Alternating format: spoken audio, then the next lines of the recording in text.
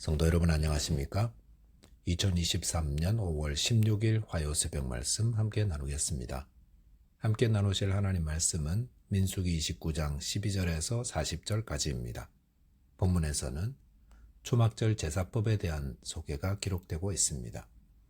본문을 통해서 풍요의 때에 하나님께 감사하며 또 감사는 하나님의 뜻임에 대해서 묵상하겠습니다. 첫째 묵상할 내용은 풍요의 때에 하나님께 감사해야 한다는 겁니다. 본문이 포함되어 있는 민수기 29장은 이스라엘 종교력 7월에 해당되는 절기들이 소개되고 있습니다. 참고로 종교력 7월은 저희가 사용하는 양력 10월경에 해당합니다. 이때 이스라엘은 모든 농사의 추수를 마친 때이며 노동을 마치고 쉬는 때입니다. 이 7월에 3개의 절기가 있는데 7월 1일 나팔절, 7월 10일 대속죄일, 7월 15일 초막절입니다. 6월절인 3월부터 7월까지 그 안에 오순절 하나 외에는 절기가 없다가 7월에 3개의 절기가 모여 있는 이유는 농사의 때에는 농사에 집중하게 하기 위함이라 할 수 있습니다. 그리고 추수를 다 마친 후에 하나님 앞에 나와 자신을 돌아보며 또 하나님께 감사의 제사를 드리라는 것입니다. 성경은 노동과 쉼을 가르쳐 주십니다. 천지를 창조하실 때 하나님은 6일간 일하고 7일째는 쉬셨습니다. 하나님은 쉼이 필요 없으신 분인데도 7일째 쉬신 것은 저희에게 안식을 가르치기 위함이십니다. 쉼 없이 일하는 것은 하나님의 뜻이 아닙니다. 물론 이민 와서 정착하기 위해 밤낮 없이 일하는 것도 필요하겠지만 그런 가운데 자신을 돌아보고 또 하나님이 베푸신 은혜에 감사하는 안식의 시간이 꼭 필요하다는 것입니다. 그렇다면 안식의 시간에 해야 하는 것은 무엇입니까? 무작정 아무 일도 하지 않는 것을 안식으로 생각해서는 안 됩니다. 7월 10일에 대속죄를 정한 것은 이날 자신의 죄를 회개하게 하기 위함입니다. 앞만 바라보고 달려가다가 지은 죄들을 회개해야 한다는 것입니다. 이 회개의 시간이 있어야 하나님의 은혜를 누립니다. 마태복음 5장 4절에서는 애통하는 자는 복이 있나니 그들이 위로를 받을 것이며라고 하였습니다. 성전에서 기도하던 세리도 은혜를 입은 것은 그가 회개하며 애통하였기 때문입니다. 하나님은 우리가 자신의 죄를 회개할 때 기꺼이 용서하시고 은혜를 베푸시는 분입니다.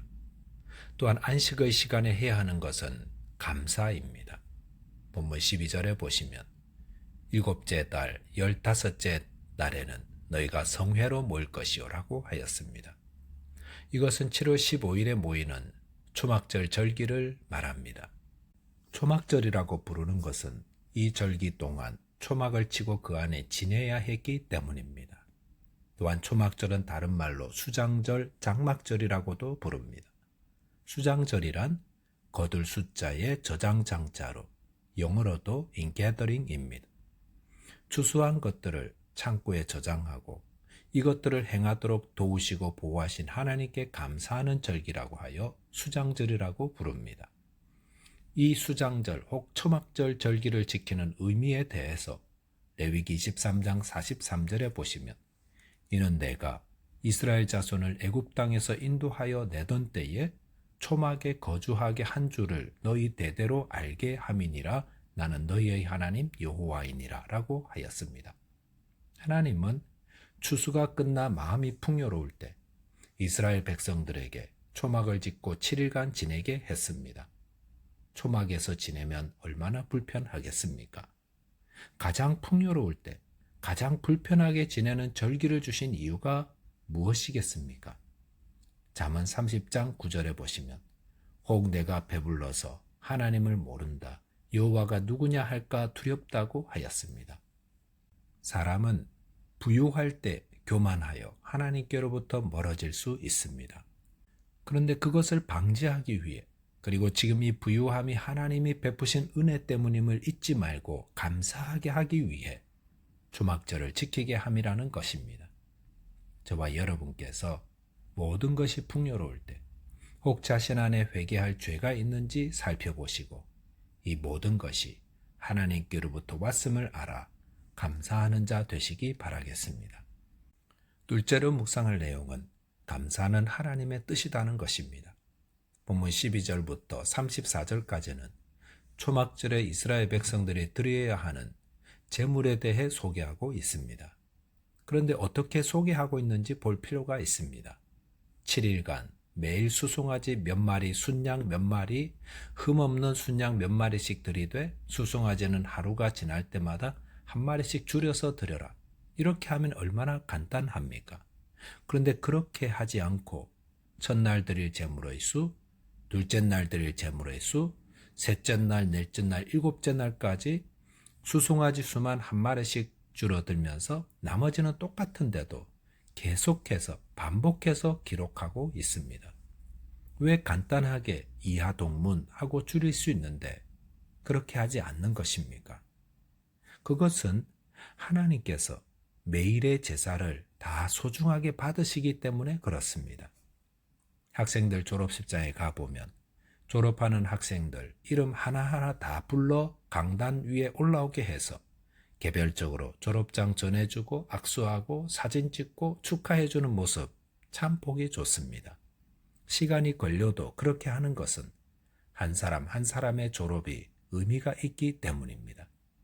초막절에 매일 드리는 제사에 드리는 제물도 이렇게 하나하나 다 기록한 이유는 그 모든 제사가 다 하나님께서 소중히 받으시는 것이기 때문에 그렇습니다.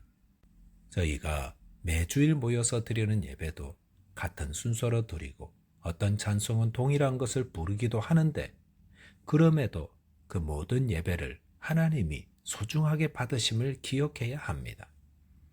또한 초막절에 매일 제사를 드리게 하신 것은 우리가 이 육신의 장막에 머무는 동안 끊임없이 하나님과 교제하는 자 되어야 함을 말해주는 겁니다.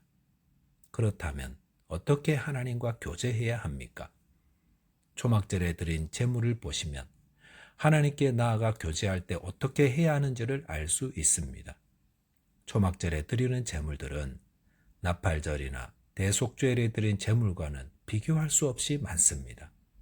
나팔절이나 속죄일은 수송아지 한 마리를 드리고 그리고 순양 한 마리와 1년 된 순양 한 마리를 드렸는데 초막절에는 첫날에만 수송아지 13마리를 드립니다. 7일간 드린 수송아지 수를 모두 합하면 70마리입니다. 거기다가 순양은 매일 2마리씩 모두 14마리이고 1년 된 순양은 매일 14마리씩 모두 98마리입니다. 이렇게 초막절의 제물이 급격히 많아지는 것은 우리가 하나님께 나아가 교제할 때 가장 많이 드려야 할 것이 감사라는 것을 말해줍니다. 우리의 기도 가운데 가장 많아야 할 것이 감사입니다. 빌립보서 4장 6절에서는 아무것도 염려하지 말고 다만 모든 일에 기도와 간구로 너희 구할 것을 감사함으로 하나님께 아뢰라 하였습니다. 우리가 하나님께 어려운 형편을 아뢰을 때에도 감사함으로 아뢰라 하였습니다. 시편 50편 23절에서는 감사로 제사를 드리는 자가 나를 영화롭게 하나니라고 하였습니다. 데살로니가전서 5장 18절에서는 범사에 감사하라. 이것이 그리스도 예수 안에서 너희를 향하신 하나님의 뜻이니라라고 하였습니다. 성도 여러분, 모든 일에 하나님께 감사하시기 바랍니다. 좋은 일도 감사하고 좋지 않은 일도 감사하고 어려움 앞에서도 감사하시기 바랍니다. 하나님이 우리에게 바라시는 것은 감사입니다. 참 신앙인은 감사하는 자입니다. 성도의 삶에도 어려움이 있습니다. 하지만 성도는 하나님의 살아계심과 또 하나님이 모든 것을 돌보시고 섭리 가운데 인도하심을 믿습니다. 그러므로 눈앞의 모든 것이 내가 바라는 대로 풀어지지 않는다고 낙심하거나 불평하지 않습니다. 대신 감사합니다. 왜냐하면 하나님을 사랑하는 자 곧 그 뜻대로 부르심을 입은 자들에게는 모든 것이 합력하여 선을 이룰 줄 믿기 때문입니다. 저와 여러분께서 날마다 하나님과 교제하되 풍성한 감사로 하나님께 영광 돌리시기 바라겠습니다. 기도하겠습니다. 하나님 아버지, 저희에게 풍성한 은혜 베풀어 주심을 감사드립니다. 하나님께서 저희 아버지가 되시고 또 모든 것을 합력하여 선을 이루심을 믿으며 범사에 감사함으로 하나님께 영광 돌리는 저희 모두 되게 하여 주옵소서. 예수 그리스도 이름으로 기도하옵나이다. 아멘. 오늘도 주 안에서 승리하는 하루, 감사하는 하루 되시기 바라겠습니다.